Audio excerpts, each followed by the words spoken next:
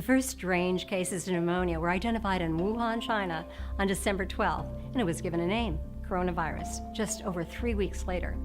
But thanks to our jet-linked age, within a month, the virus has spread to 24 more countries, including the US and even California. What's impressive is the Chinese government's breathtaking logistical response. Hi, I'm Amy Grant of the ABL organization, and last week, according to a report from CNBC, construction began on a 25,000 square foot prefab 1,000-bed hospital. By last Sunday, January 26, bulldozers were leveling the ground for Wuhou Shenshan Hospital. A day later, the Chinese premier and 2,000 more face mask workers showed up. And by the 28th, damp-proof lining was rolled out at the base of the hospital, over which rebar was laid, concrete poured, and massive concrete slabs were put in place. Then modular pieces were lifted into place for the two-story facility. As of last Thursday, January 30th, the hospital began to take final shape, and it opened Monday with a second 1,600-bed hospital opening nearby on Wednesday. Note the towering apartments in the background. With a population of 11 million, Wuhan is China's 10th largest city and the most populous in central China.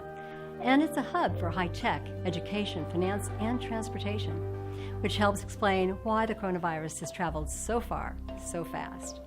Of course, this is not the first time China's been struck by a virus. SARS famously hit the country in November of 2002, although it wasn't reported until February, and impacted residents as far away as Hong Kong and Xi'an through July of 2003.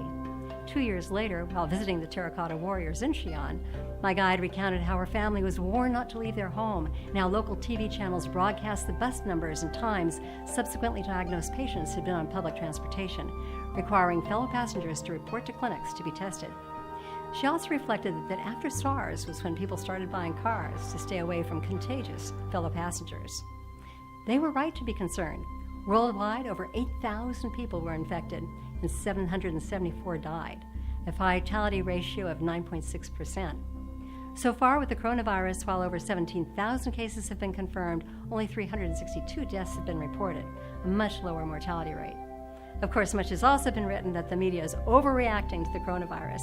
After all, according to the CDC, between 2010 and 2019, the burden of flu in the United States has sickened a range of 9.3 to 45 million Americans annually and killed 12,000 to 61,000 each year.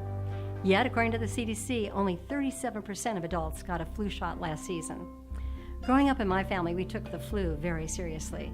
You see my mother with the big white bow, after spending her first 8 years in New Orleans, took the train west with her grandmother, Celeste, to visit her mother and 3 younger siblings who had earlier moved to San Francisco. The year was 1918. Years later, she remembered that bodies were stacked up on the street curbs. The Spanish flu pandemic was the worst the world had ever seen.